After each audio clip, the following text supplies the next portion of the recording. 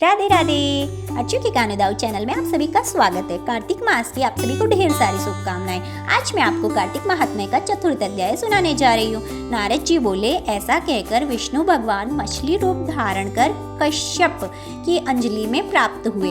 उस मछली पर दया करके मुनि ने उनको कमंडल में डाल दिया। जब वह उसमें न समाई तो कुएं में डाला। कुएं से तालाब में और तालाब से समुद्र में डाली गई। जब मत्स्य रूपधारी भगवान शंखासुर को मारते हुए और अपने हाथ में दबाकर चद्रीवन को गए और वहां सब मुनियों को बुलाकर सब ऋषि मुनियों को बुलाकर भगवान बोले कि जल के भीतर वेद निमग्न हो गए हैं, तुम उन्हें ढूंढो और शीघ्रता पूर्वक जल में से निकाल कर रहस्य समेत ले आओ।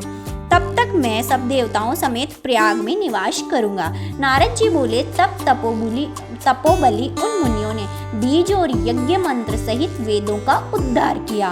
उन ऋषियों में से जिसने जो निकाला वह भाग उसी ऋषि के नाम से प्रसिद्ध हुआ।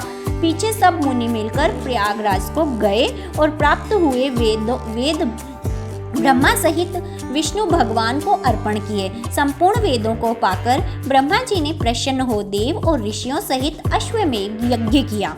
यज्ञ के अंत में देवता गंधर्व पनंग गृहायक पृथ्वी पर दंडवत कर प्रार्थना करने लगे। देवता बोले, हे देवादि देव, हमारी विज्ञप्ति श्रवण करो। यह हमारी प्रसन्नता का स्थान है, इसे तुम वरदान दो। हे रमापते, इन ब्रह्मा जी ने इस स्थल में नष्ट हुए वेद फिर पाए हैं और हमने यज्ञ को प्राप्त किया है। इसीलिए आपके प्रसाद से यह स्थान पृथ्वी में अत्यंत श्रेष्ठ हो और पुण्य देने वाला हो, और यह महीना भी ब्रह्म हत्या और आदि को दूर कर अक्षय फल देने वाला हो। श्री विष्णु जी बोले, हे देवताओं, जो बात तुमने कही है यही मुझे भी अभिष्ट है, सो ऐसा ही होगा। यह ब्रह्मक्षेम नाम से सबको सुलभ होगा। सूर्यवंशी राजा भागीरथ यहाँ गंगा जी को लावेंगे और इस जगह सूर्य की पुत्री यमुना जी का संगम होगा।